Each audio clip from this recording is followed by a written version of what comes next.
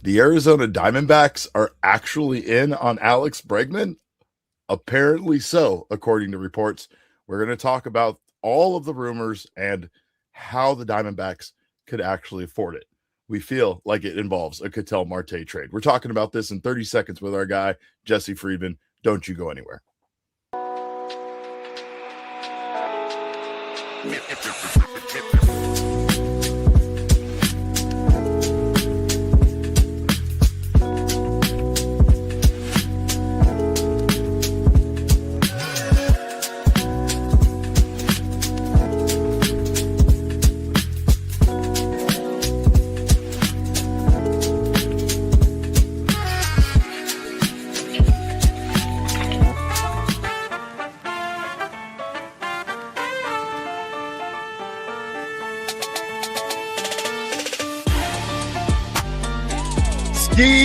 And welcome into another edition of the PHNX D-backs podcast, live from my house, presented by Circle K. It is I, your mayor of PHNX, occasionally known as Derek Montilla. Thrilled to have you guys here and thrilled to be talking about some more crazy rumors. Of course, got our guy Jesse Friedman from Snakes Territory joining us today. Got our guy Noah on the ones and twos. And this show, of course, is brought to you by our friends at Game Time. To go download that Game Time app right now, create an account and use our code of PHNX for $20 off your first purchase. Terms do apply. And maybe, just maybe, you want to wait on that to get yourself some tickets to watch the Arizona Diamondbacks play baseball if they make yet again one of the biggest free agent moves of the offseason.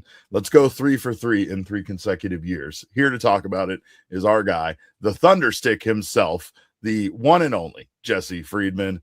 Jesse, crazy stuff. Didn't want to believe it. Couldn't believe it. Still don't really believe it.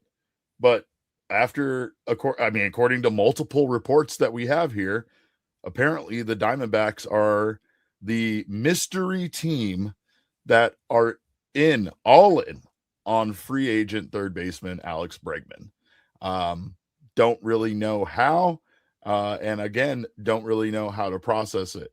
I feel like we've been through this in the past, though, over the last few off seasons, where the Diamondbacks added a player to their team that we were shocked to find out that they were in on, and suddenly they land one of the biggest free agents of the offseason. This is kind of what it's looked like when the D-backs do actually land a big name free agent, which granted doesn't happen a whole lot in this organization, but generally this is the model. Like, there's not much chatter. The expectations are fairly low. And then all of a sudden the D-backs sign a Zach Greinke, or they sign a Jordan Montgomery, or they sign a Corbin Burns, just sort of out of nowhere without much reporting leading up to that.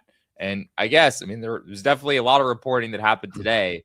I saw a number of different reporters going out there and saying something along these lines, that the D-backs are interested in Alex Bregman. So there's already more smoke here than there's probably been on a lot of the other moves that I referenced. But yeah, it's interesting and very, very unexpected for sure. Well, and our guys from Yahoo Sports, the Cespedes Family Barbecue Boys, they made a great point. Like, Mike Hazen plays his cards close to his vest. We've talked about that so often on this show. So typically you don't hear about this move, as you're alluding to, until the move is done, until the deal is done. And we might not be there yet. And I still don't know how the hell we can get there, Jesse. But like you said, we have multiple reports. We have tweets here from Bob Nightingale. Bob Nightingale tweeted this out today.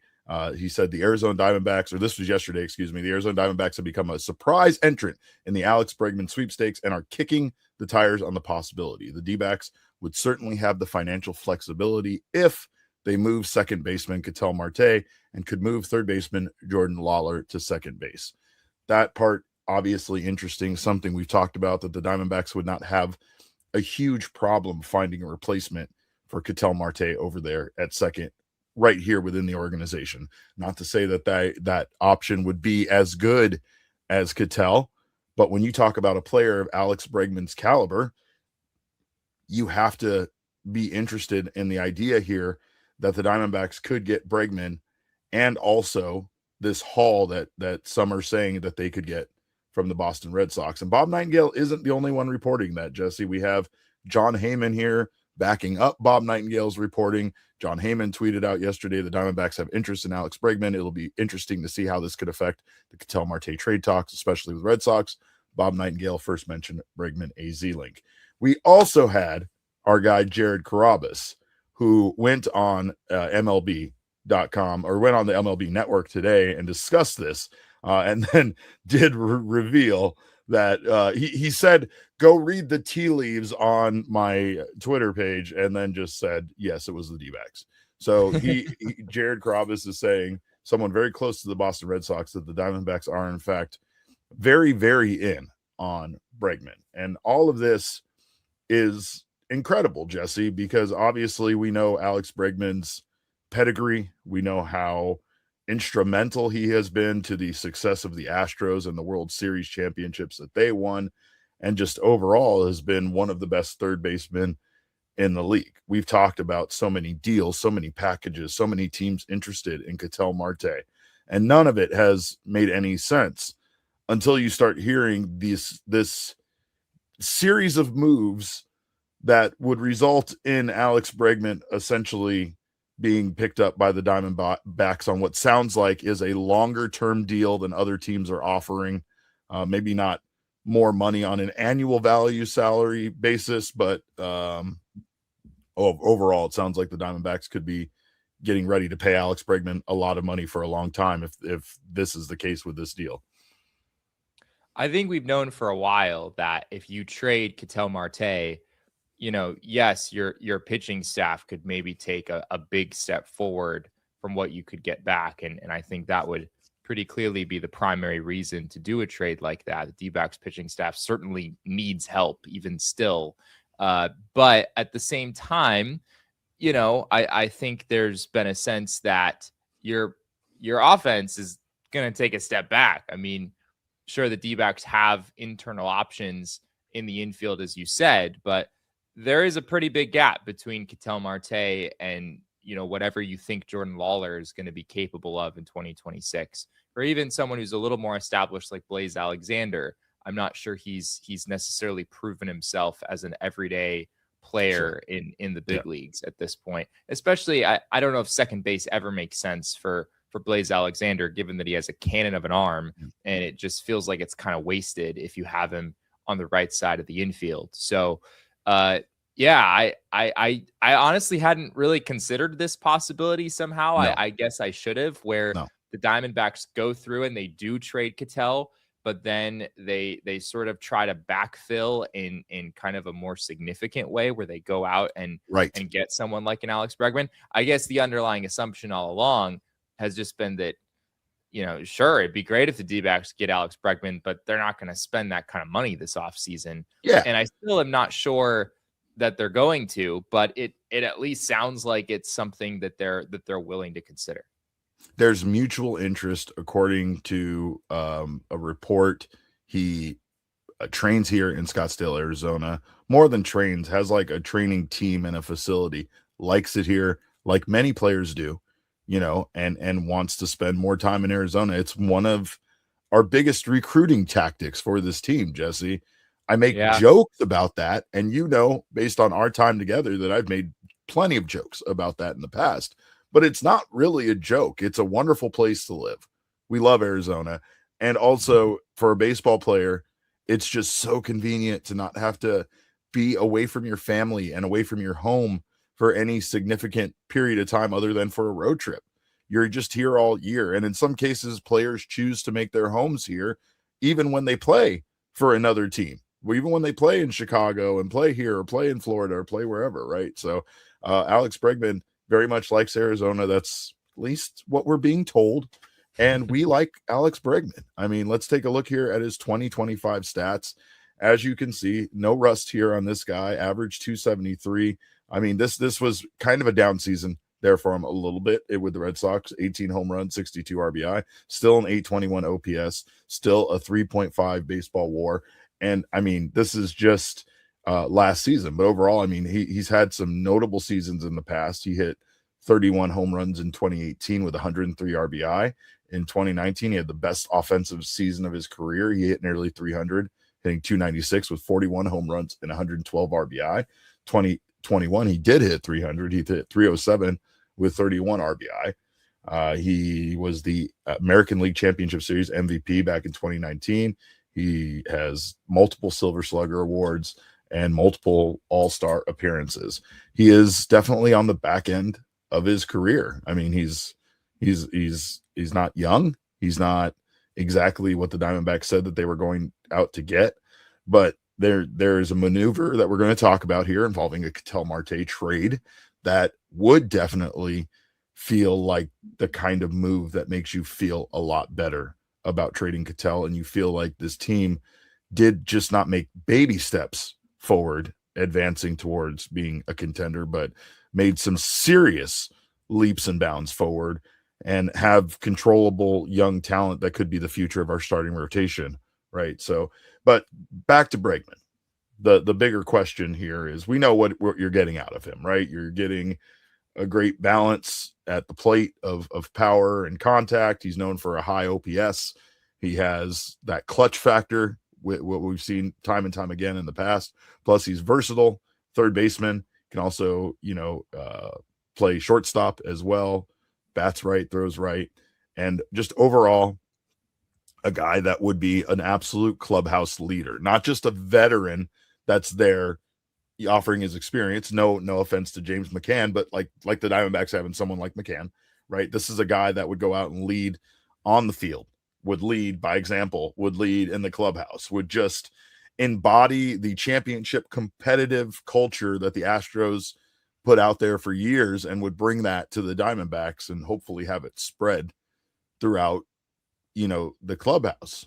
And like, again, I aside from age being a factor and a long-term deal being concerning, I don't see a reason why, I don't see how there is the potential there for Bregman to at least provide us with that all-star caliber player that in the infield that would replace Ketel Marte.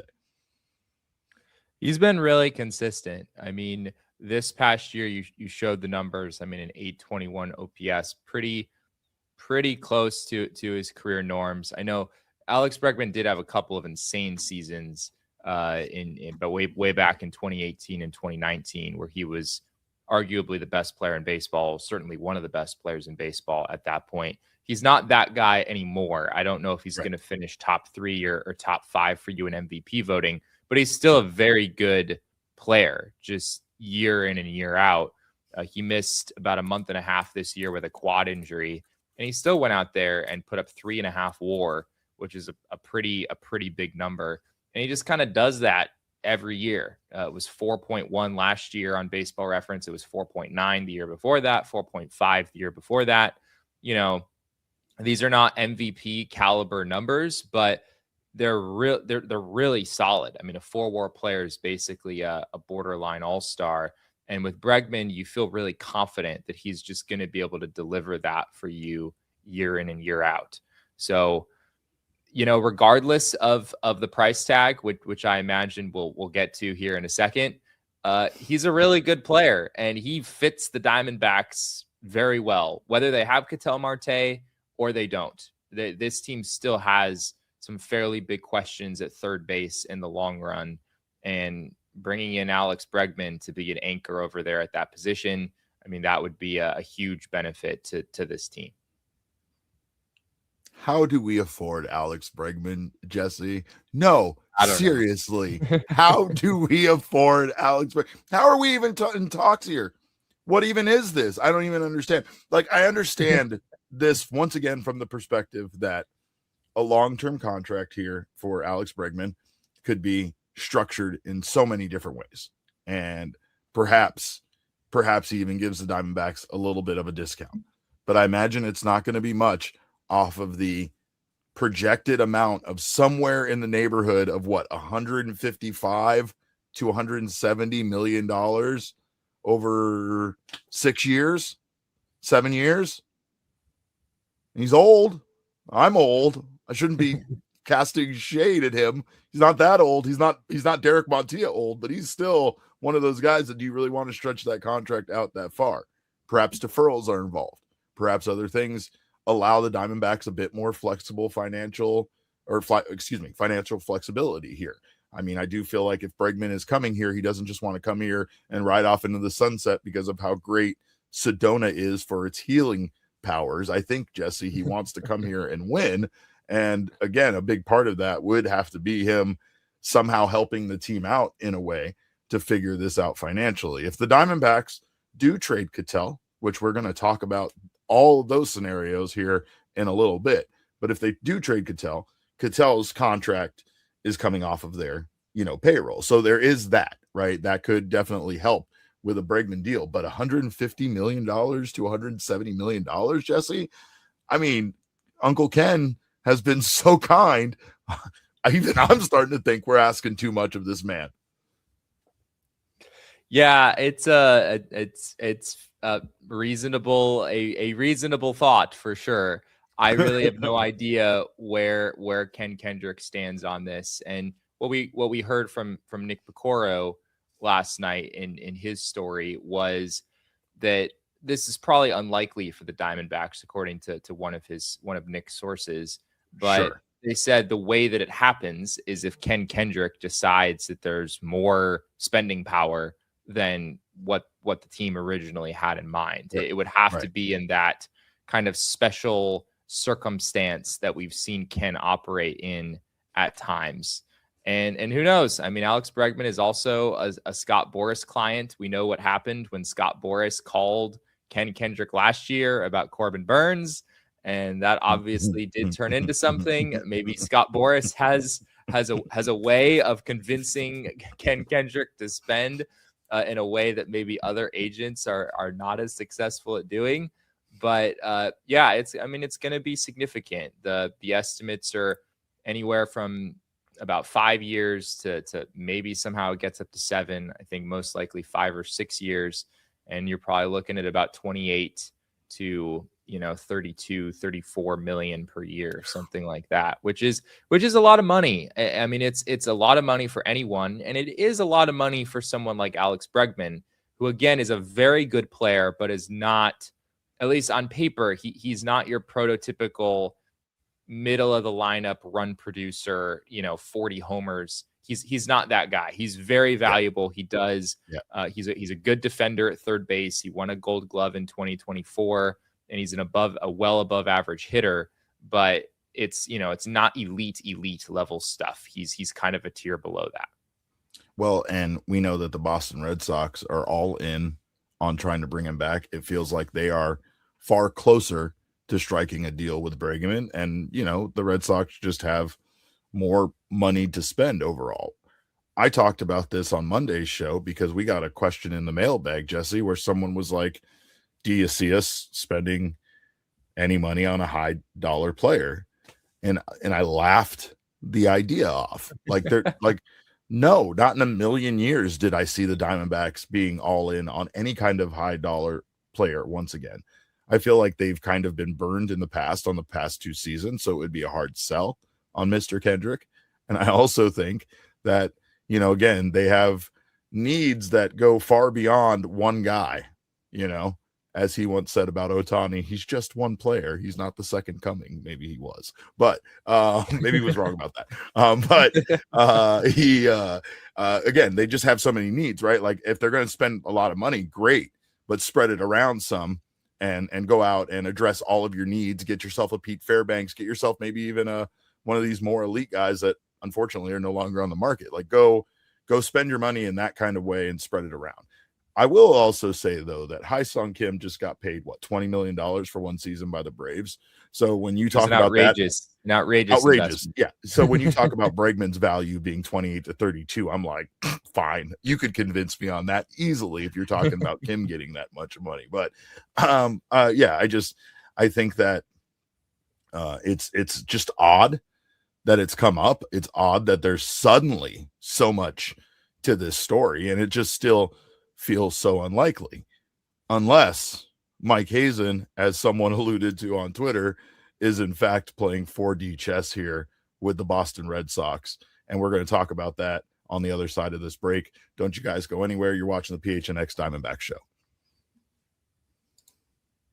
Well, got to see our guys from Branded Bills, and I got to express to them how proud I am of that company for their growth.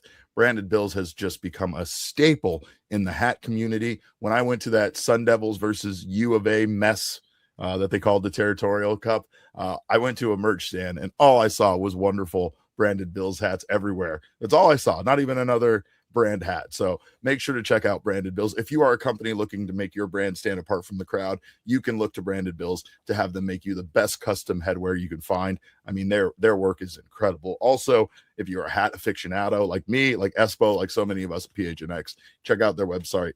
They have partnerships with over 40 universities, including ASU and U of A. They also partner with the Phoenix Suns, and they are a local company that started right here in Mesa, Arizona, and it's always great to shop local. So head to brandedbills.com and use that code of BBPHNX for 15% off your first order.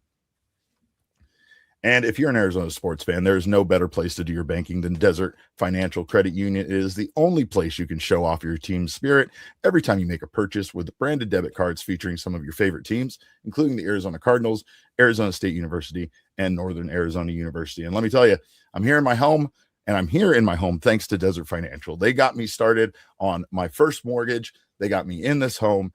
And let me tell you, here I am, like many years later. I don't want to reveal once again how old I am, but many years later, I'm sitting here and still very grateful for the fine folks at Desert Financial for getting me started on owning this beautiful place. So, of course, you can look to Desert Financial for whatever financial goal you're trying to reach. You can look to them for checking and savings accounts, mortgages, loans, credit cards, investment options, and so much more. When you open a free checking account right now, which is great for the holiday season, you can get $200 in bonuses. Get started by visiting desertfinancial.com/200. You can all use a little extra money during this time of the year. All right, Jesse. Well, we talked about it, and we got to really get into it here because there's probably a lot of people that are listening saying, what are you guys talking about? He's a free agent. Why do we have to trade Ketel? Why can we not just keep Ketel and add Alex Bregman? Well, we definitely don't have the money for that.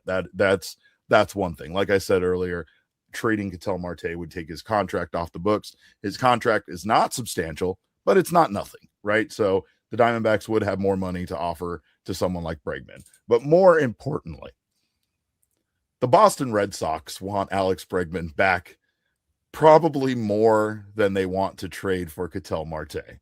Maybe it's a push. Maybe it's equal. I don't know. Ketel Marte is an MVP caliber player. As you said earlier, you definitely can't say the same thing about Bregman any longer, right? He was at one point in his career, but now at this point, you're definitely not seeing him put up MVP caliber player numbers. However, Ketel is that, and he could be more. He could absolutely thrive and hit 50 home runs at Fenway, right? Like, there's so many things there that would be so alluring to Ketel Marte being in a Boston Red Sox jersey.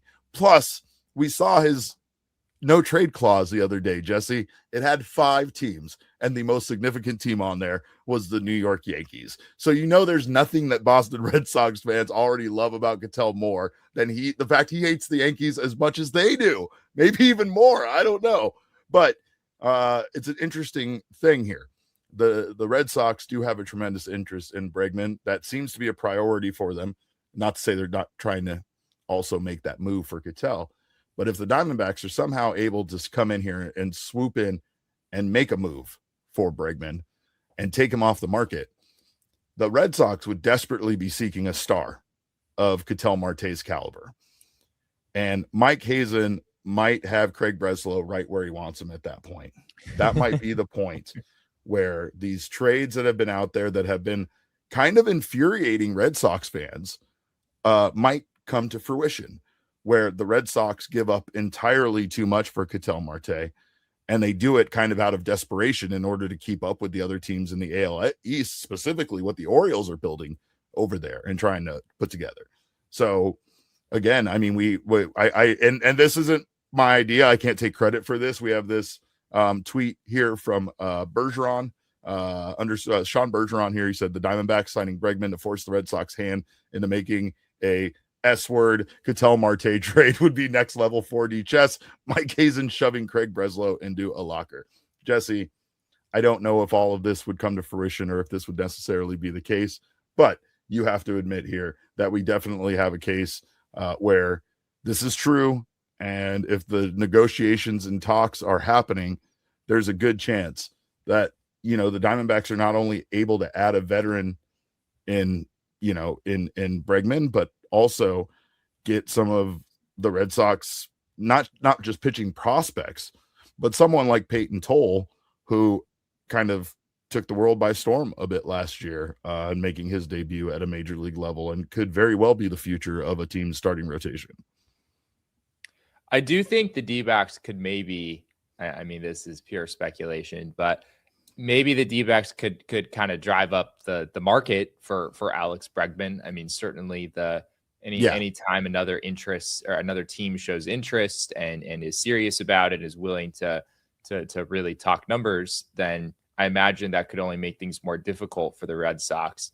The more I've thought about it, though, I think that while the D-backs just going out and signing Alex Bregman today, while we think like that pushes the Red Sox back against the wall, like maybe they really have to pony up and give the D-backs what they want for Ketel Marte.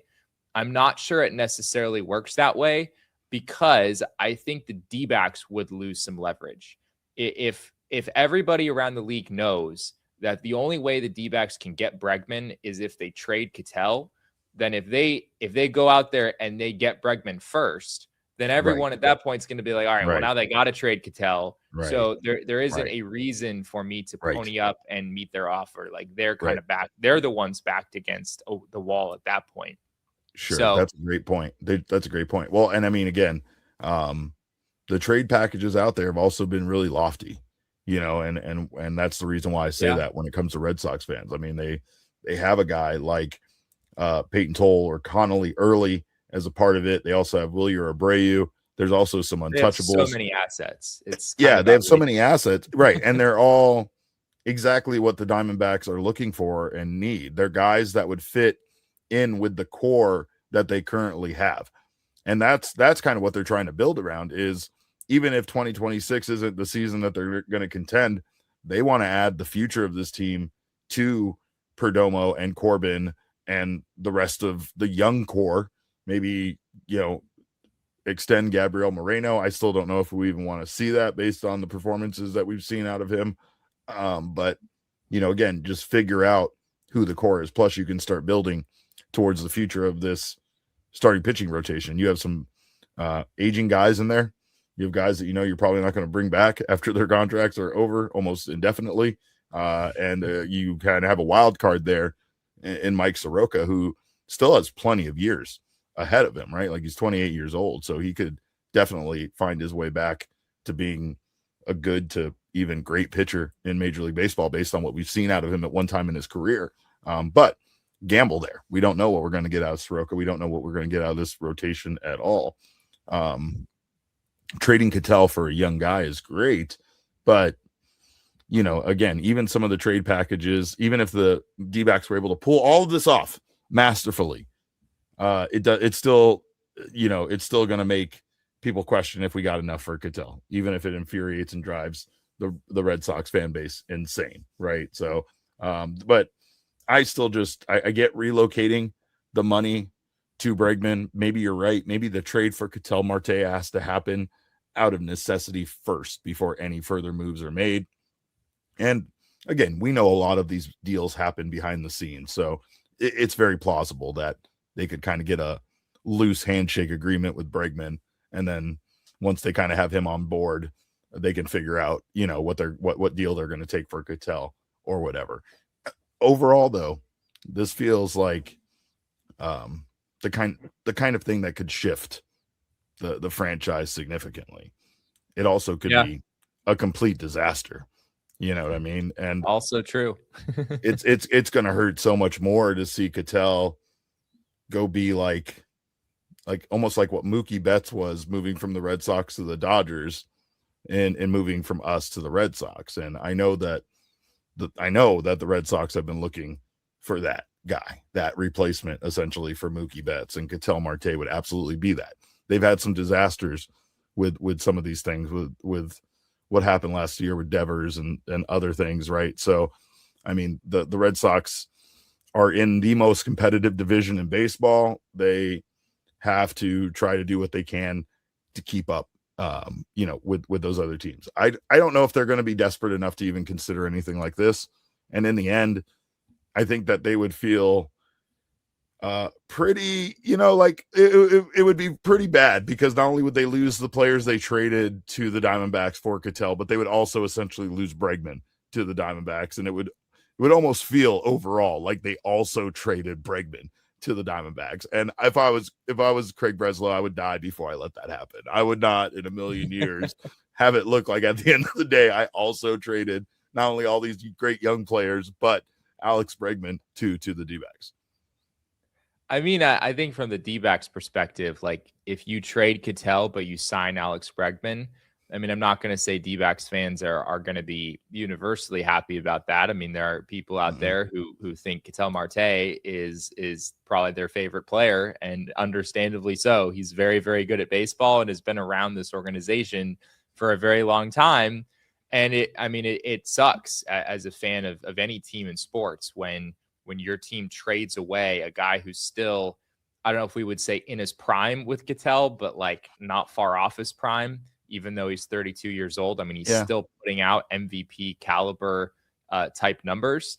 But I mean, if you turn around and you sign Alex Bregman as a fan, you'd be like, all right, like, hey, maybe this is just sort of what made sense, as long as the return for Ketel is strong, right? I mean, as long as you can land a young starting pitcher that maybe already has some experience in the majors and has a lot of promise, especially if you can also land a position player in that trade that has at least some value. That's where I think a Ketel trade becomes a lot more possible, is if the D-backs can acquire a position player in there that is solid. You mentioned Wilyer Abreu earlier, or the Red Sox also have Jarren Duran. If there's a way to somehow get one of those guys in addition to maybe that young starter like a Connolly early or a Peyton Tolley, I think that just suddenly looks a whole lot better. And if you're also signing Alex Bregman, then you could talk yourself into the D-backs lineup getting better, right? I mean, it's like, yes, you track Ketel Marte, but if you add Wilyer Abreu and Alex Bregman, I think your offense is at least it's probably better. I mean, it's probably better on paper than it would have been with Ketel Marte, and that would make it a whole lot easier for the D-backs to sell that move to the fan base. I'm going to take a step back because I did raise my hand there during your what you were saying, and that's because yes, I am a Ketel Marte fan. Ketel Marte is my favorite player, and it goes far beyond just how good he is on the field. Ketel Marte is a joy to watch play the game because he has so much joy for the game, and he's just out there playing this game that so many people take so seriously, and millions upon millions of dollars is made on, and Ketel's just out there joking around with the opposing players, having a good time playing, this game that he's played since he was a kid. And he just looks like that every time he goes out there. It's something I wish every player could do, and again, that's to me what one of the things that makes him, enjoyable. He just plays it like nobody's watching. The phrase like dance like nobody's watching. Ketel Marte plays baseball like nobody's watching. Like he just out there having a good time, and he has been an incredible employee of the Diamondbacks. He has accepted a lot of things from this team, from moving to center field to very friendly team contracts over the years. And, again, just expressing a love for being here, a love for living in Arizona, a love for this team, wanting to play here and end his career here. He said that several times before. It's something players say. It's not, I'm not going to act like it's not lip service, because it's something players say to pump the fan base up and everything like that. But yeah, man, it's just something for me that I've always enjoyed Ketel Marte. I don't love the idea of trading him away. Yeah. I do understand that at times someone like Mike Hazen has to make some drastic moves in order for us to keep up with the competition in this division. Like what I was saying about the Red Sox. Like it feels hopeless, and again, you have the other teams in the division kind of, I don't know, not really doing much. The Red Sox, or excuse me, the Red Sox, the Dodgers, they obviously got better. They didn't even need to get better, and they got better. The Padres might be a bit of a mess. The Giants, are going to try. They're not going to stop trying. They're just a bit limited on their resources as well, right? And the Rockies, even though they're kind of the runt of the litter here, they have some excellent people in place over there managing that team now, and I'm not worried about them, but I wouldn't be surprised to see them turn things around. And that's just yet another team that we have to deal with here in this division. So I don't know. I mean, I can definitely understand a trade, especially something of this magnitude, right? Where they're able to pull off this trade and also bring in someone like Bregman. It's one of very few things I've heard that actually make a Ketel Marte trade appealing to me. And again, as I proclaimed earlier, and probably shouldn't ever do, as someone that's supposed to be unbiased journalist covering this team, I love Ketel Marte, and I'm a huge fan of the guy.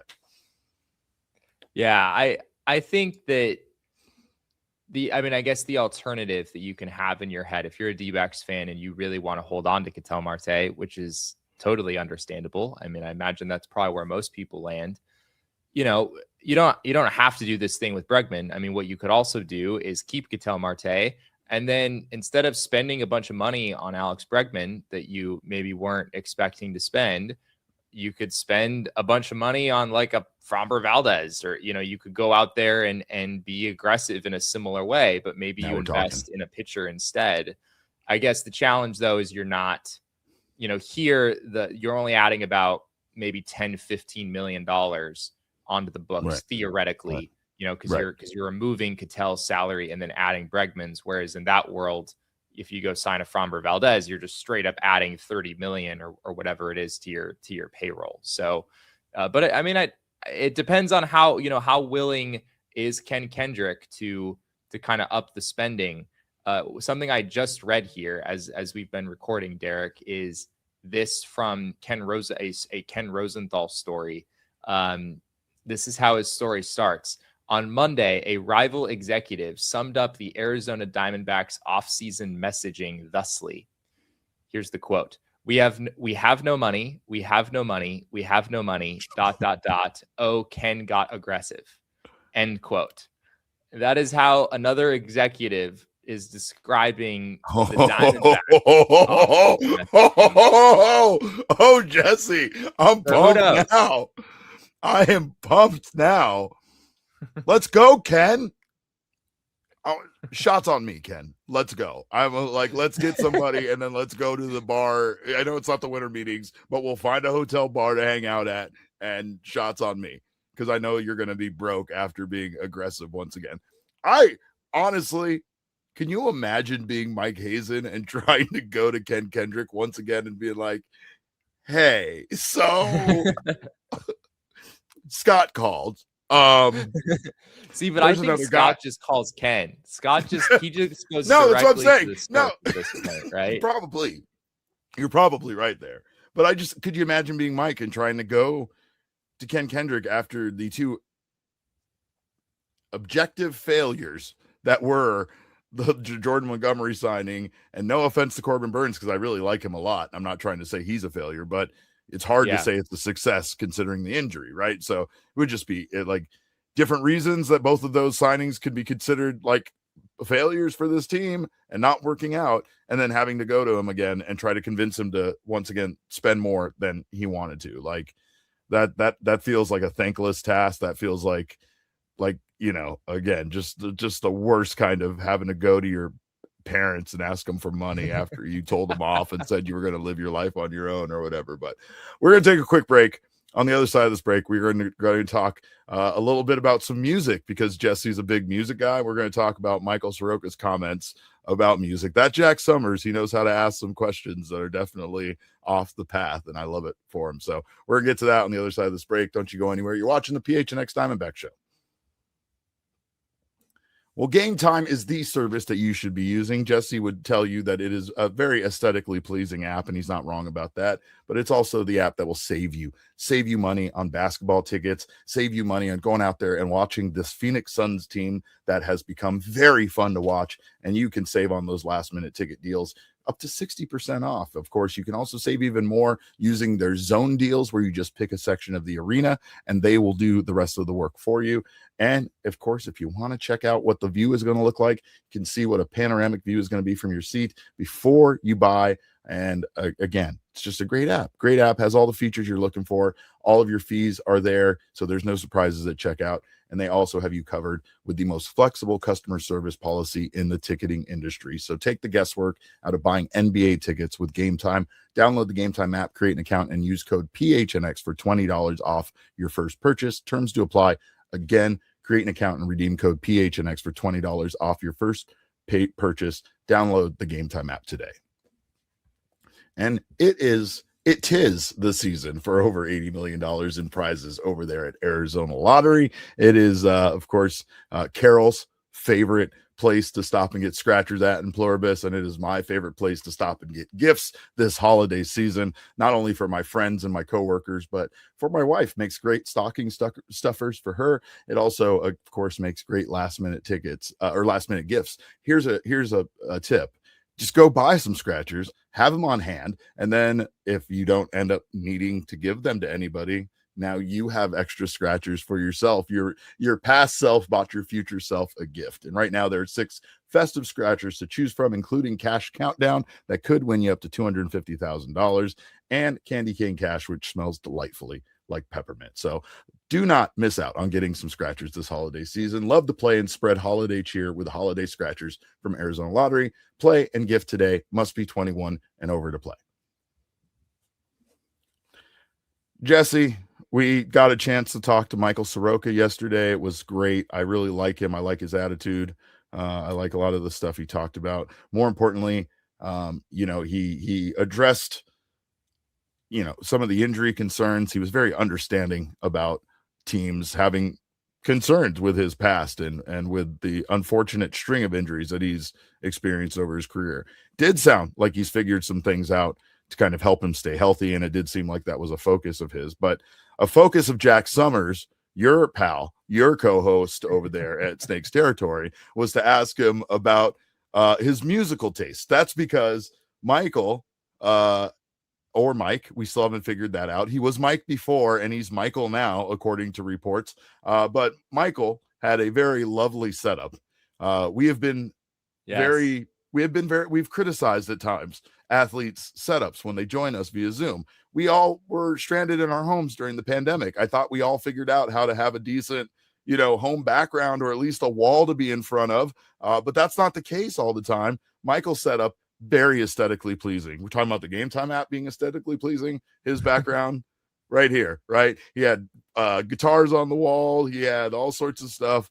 And he had some great answers here about all of that behind him. I think we have video. Here's what Michael had to say about Jack's question, asking about his musical tastes, his musical interests. Yeah, no, I guess really, my dad and mom played music a ton. My mom dragged me to the symphony when I was a little kid, and I wasn't that thrilled about it, but I can appreciate it now. And I think that's kind of something that always been a part of my life. And obviously my dad chose what we were listening to in the car, and it started with, 90s, early 2000s country. And then I got into Guitar Hero. My sister bought me Guitar Hero when I was probably about 10 years old, and fell in love with that and fell in love with the music in that game. And that's when kind of started to get into the old classical rock, and then a little more of the 80s, 90s, mainstream rock alternative. And then kind of moved into naturally the next level, which was hard rock metal. And I don't go too deep into the metal stuff. But again, playing the guitar is where that all took me. And obviously it was, I see that this guitar right here was a gift from the All-Star game in Cleveland, which is the Rock and Roll Hall of Fame. So obviously a pretty fitting one for me to be at. But yeah, I enjoy a lot of music. I've got, it's the first thing I did when I got this house was get it set up with audio. And you guys can't see here, but I got studio speakers here as well. And a few guitars on the wall over here. But yeah, it's definitely something that I love and kind of pass my time with. But, it's always going to be a part of me. Have you had any chance to get together with other folks and jam? Not a ton, no. I mean, it's Trevor Williams actually this past year. I mean, he plays the drums, a little bit of guitar too, I think. But there's occasionally people you run into that are other metalheads and still like the rock, and we obviously bond over that stuff. But haven't got a chance to. I think when he's coming here for his charity golf tournament, I think he's going to come over and we'll see. But I don't have a drum set for him. But yeah, every once in a while, like there's some acoustics in the clubhouse in San Diego, and then there's some the clubhouse manager in Seattle also has a guitar and a little amp that I always mess around with when I get a chance to. First of all, Jack asking if he jams with anybody sent me and Damon into a tizzy. It was amazing question, and I could not wait to hear what his answer was. But a musical guy here, Jesse. We got ourselves a musical guy. I know you are very musical. You're very talented when it comes to music, and I know your family is very musical. So again, it's just kind of cool to have a guy like that here, and also a guy who seems to have other interests and stuff. I really like him, and I think we got ourselves potentially a tremendous player here, a tremendous guy. Yeah, I mean, he comes across as being just so personable, and he's clearly is willing to share a lot about his his personal interests and whatnot. That's not exactly normal stuff for your intro presser with a new team, but right. But yeah, I mean, you love the detail that he provided there. I think the intro presser, I know you were there, it was like 23 minutes long or something, right? Yeah, it was pretty long. You guys got a pretty good idea of the whole background and life story with Michael Soroka, which is cool. But yeah, I mean, I think he's clearly somebody the Diamondbacks targeted like at the beginning of the offseason. That was something that stood out to me about his interview is he mentioned that like the D-backs made their interest known early on, and we just figured it didn't make sense to wait. I mean, it's clear the D-backs were interested early on here, and Soroka, right. He called it a dream scenario, I believe, landing in Arizona where he's lived for the past year and a half. And for all the people out there who love music, like what's not to like about this guy, right? yeah, we're gonna have to get him out to Innings Fest at least for sure, or something there like that. He'll have a great time. But I will say you're absolutely right about that, and about that with him. Like overall, it felt like there was an enthusiasm there.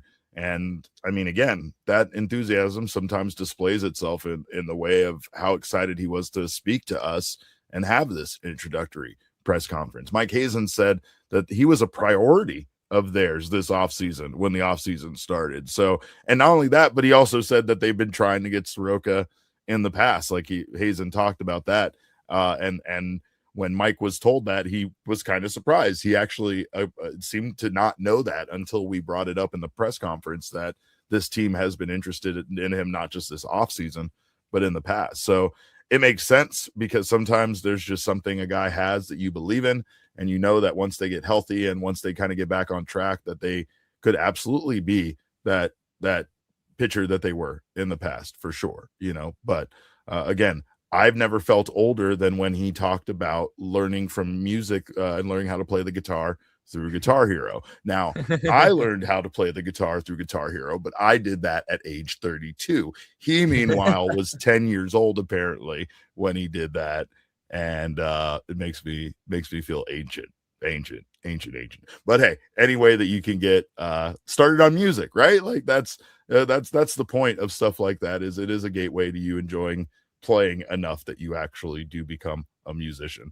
Megan Plain from Fox 10 did follow up because she needed to know more about his I believe his records that were on the wall, and I think we have his answer for that, if you don't mind, Noah. Yeah, no, I saw those. I was looking for stuff to fill the studio, and I still have a bunch left. I actually have a Metallica one that I need to get up there. I need to get framed, but yeah, those were two of my favorite albums from those two bands, respectively. But yeah, there's a ton. I mean, the Eagles especially are a band that I grew up listening to a ton, and I got to see them with my dad a few years ago. And they're a band that I can put on, and no matter what I'm doing, have a good time listening to them. So yeah, there's a pretty wide range of things that I'll listen to, but again, I got a whole bunch of records down here that I got to get probably framed. That way I can fill this place. So when it comes to picking a walkout song, like what's your goal when you're picking that? It depends. I went a little heavier when I was out of the bullpen last year in Chicago. It's all about feel for me. I think I got a pitching playlist that I'll listen to on start day that I think gets me to a good place where I'm feeling good. I'm happy. I'm ready to get after it, but I'm not a raging bull at that point. I don't want to blow it all in the first inning. And I feel like that's something you can do a little bit as a reliever. So when I relieved last year, I switched it to Sad Man's Tongue by Volbeat is the band, who aren't that big over here. People that know them know, but they open for Metallica when they come over here, but they're pretty massive in Europe. So yeah, that was a pretty good one to hear over the system at Wrigley. First of all, the two albums are Queen and Eagles. Incredible albums, incredible bands, right? Again, making me feel old, but appreciated. Also, Jesse, I had never really thought, and this seems so stupid of me, I guess, but I had never really thought of what he said there, that like a starting pitcher wants to kind of be calm and just like listen to music that kind of gets them mentally prepared and ready, whereas a reliever wants something that's going to pump them up, because again, a starter can't go out there and just be completely amped in the first inning and be throwing gas and then be gassed after one inning. So it's just something that makes a ton of sense, and it's like seems so logical, but not something I've given much thought to. So I kind of like the insight there. Yeah, that's a great point. I also have not thought about that all that much. I mean, it would be very bizarre if a reliever had like music that was just very toned down and pretty low key. Like that would be a little strange, especially for a closer. It would almost be comical, actually. Like now I kind of want to see it. Like, right. You got to get you pumped. I got to get pumped up as a fan. We all got to get excited here. We got to do the thing, like, what are we doing? We need to be more excited about this, but 100%. Great guy though. Looking forward to speaking to him more, and looking forward to hopefully, him being that gamble that really pays off for the Diamondbacks as far as finding someone in the starting pitching rotation. We'll see how this whole other situation develops to see if they add another starter somehow, and then how roles might change. But speaking of roles, we appreciate your guys' role as supporters club members. You guys are awesome. We thank you so much for the support. If you haven't done so already, it's $5 a month. You get access to custom emojis. You get that badge next to your name. You also get access to exclusive content. So get down on it right now. If you send a super chat, it's basically the same thing. Pull that super chat back and join the supporters club. And again, we can't thank you guys enough. We're kicking butt. We are, in fact, the top supporters club in all city, the PHNX. And we're very proud of that. So again, thank you so much for your support. We appreciate you guys supporting us and keeping us going here. So thank you so much. And of course, we're going to take a quick break. And when we come back, Jesse, we're going to talk about your last minute shopping for the holiday season, and if that ballpark pass is in fact the best thing you could get a baseball fan. Might be shilling a little bit more than the ad breaks, but don't you go anywhere. You're watching the PHNX Diamondback show. Well, of course, Aura Frames is another great option for you when it comes to your holiday shopping. Even, of course, if you're bad at this. I'll tell you, Aura Frames will take a lot of the work out of it for you. And not only will they provide you with an amazing framed gift for your loved ones, but they'll help you make it look so good, and it'll come with so much thought behind it. Let me tell you, as a dad with a young daughter, over the years, I have given out the gifts of photos so many times, but the biggest headache has always been getting it framed, and especially getting it framed and having it look professional, which can be very expensive at times and very time consuming. Of course, take all of that out with Aura Frames. Just got to download an app. You can upload your pictures. You can personalize it. You can, of course, see different options for matting, framing, and you can have that directly delivered to your loved ones. Also, it comes in a gift package.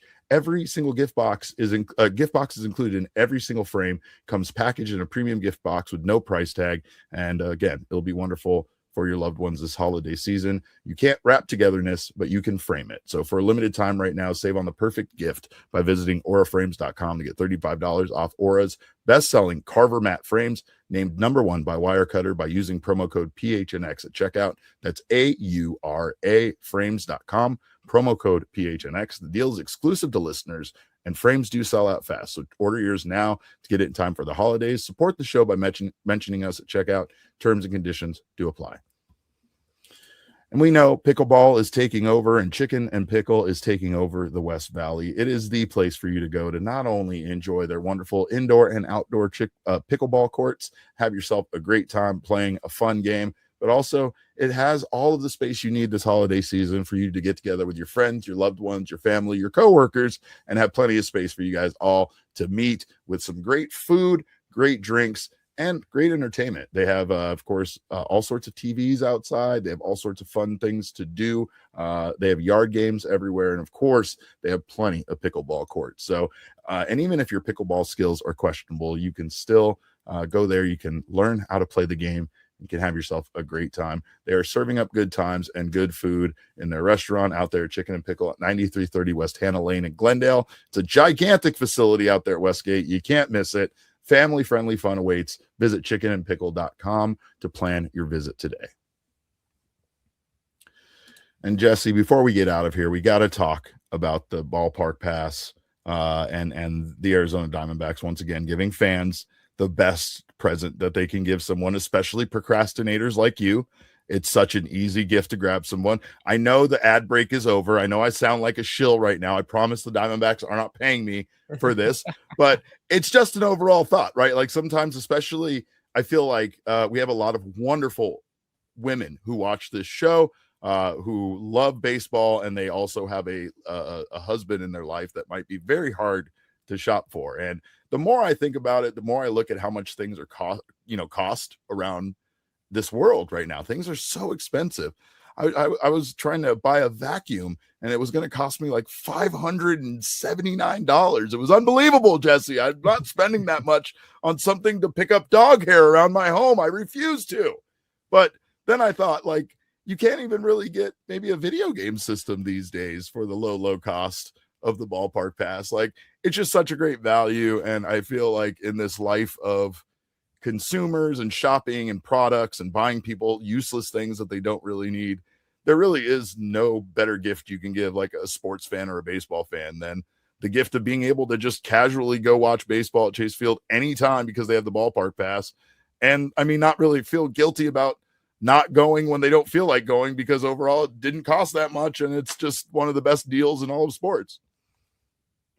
I mean, especially for procrastinators like me, Derek. 100%. You said it. You know, there aren't. You choose to be a procrastinator, though, and that's the most special part about you. That's what I enjoy the most. You love the thrill of the last minute shopping, and something like this. If you need to buy that big gift for someone in your life, it does give you the safety net of shopping last minute, maybe not finding the perfect thing for your loved one that you need, and being like, you know what, you get season tickets to watch baseball. It's not bad. I mean, if that's the fallback, I mean, they're got to be pretty happy with that, right? I mean, yeah, it's not a bad deal. It's not a bad deal. And again, it's just, I think sometimes the thought of getting season tickets is so daunting, you know, like playing fantasy baseball. it's the worst thing ever. I'd never want to play fantasy baseball ever again. And I probably shouldn't be saying that on this show that I host that's about baseball, but I'll be okay with being honest and saying I hate fantasy baseball because of the commitment. And some people might feel the same way about a very long baseball season, 81 games over, that stretch, and like just not wanting to pay that much money and in parking and food and all of that stuff. But man, when you're getting it for $300 for an entire season, it's hard to be too mad about the parking and stuff. It works out to like something like what? Like, I mean, it's very, not very much per game. Not very much per game. You're probably better at the math there than I am. Yeah, I mean, so it's truly all 81 home games for $300. I think there might be some blackouts, but for the most part, yeah, I do think that it's all home games, and it's just a matter of like I think your seat changes, or you have to kind of like check in to get your seat or whatever the case may be. But I think it works out to like $4 a game. Which, no matter where you're sitting, like just getting in the building for $4 is that's granted. I dare you to find some place. One, but it's no matter where you are, that's a pretty solid deal. Well, the Diamondbacks have one more stop on their giving tour as well, their holiday giving tour. They've been doing a lot of charitable events. And they have their last one of their holiday season before they let these guys go on a break and be with their families. And it's my favorite one, Jesse. I've covered this as press before. I might be out there tomorrow to just hang out and see the guys and get to kind of watch all of this joy spreading. But it's where they kind of go out with I believe it's 40 underserved teens. And they give them a small budget to do some holiday shopping, and then they get to go do it with current Diamondbacks players. Corbin Carroll will be out there, and even some former Diamondbacks players like I think Miguel Montero and Augie Ojeda are going to be out there. And I don't know, man. It's one of those moments that for me, seeing all of that, seeing this organization hold this every year where they have a dinner for these teens and help them, find some gifts for their loved ones and pay for it is just it's really cool, and it's really what this time of year is all about, right? And especially them helping teens right here in this community. Man, Augie Ojeda, it's a good right? good former D-back name. Yeah, I haven't thought about Augie Ojeda in way too long. I'm just glad to have all of those memories coming back. I feel that way every time I bring up a guy that I haven't talked about in a long time. I'm like, oh, Micah Owings, and Ryan Roberts and stuff like that. But yeah, no, I mean, again, just a cool event here. And let's see who's going to be out there. It's going to be Corbin. Brandon Garcia is going to be out there. Jordan Lawler, Andrew Saalfrank, our guy Ryan Thompson. So it should be a great time for those kids. And again, it's just another thing. Diamondbacks have been doing a lot of this stuff, and I don't know. I don't really feel like they do it with a ton of attention or a ton of fanfare. They just kind of have these consistent charity events that they do, especially during this time of the year. And you always see so many players involved. Most importantly, though, you always see Corbin Carroll involved. Like Corbin is is always part of these things. And again, it's cool to see him once again part of this year. Augie Ojeda is listed on Baseball Reference as being 5'9", and I feel like there's just no way that's true. Were you covering the team at that point, Derek? I guess that'd be a little bit I don't think so. I think that's a little bit before my time. Okay. My recollection of Augie Ojeda is that maybe more like 5'5", 5'6" would be accurate. Some of the kids will probably be taller than Augie Ojeda. So, I mean, that's got to feel good, right? Yeah, for sure. Well, my internet has forsaken me now, Jesse. So we're gonna go ahead and wrap things up. But I will appreciate you stopping by. Appreciate everybody for being here. We'll see you guys tomorrow with another 12 p.m. show. Until then, you can follow us on Twitter. I'm at @cap_caveman with a K. Jesse is at Jesse N. Friedman. Our show is at PHNX _Dbacks. But as always, all roads lead to @PHNX _sports on Twitter, Instagram, and Facebook. We thank you guys again for your time. We'll see you tomorrow. Until then, Have a wonderful evening. And remember, kids, baseball is fun, but it's so much more fun when the Diamondbacks finally figure out how much money they want to spend this offseason. We all silly like the mayor.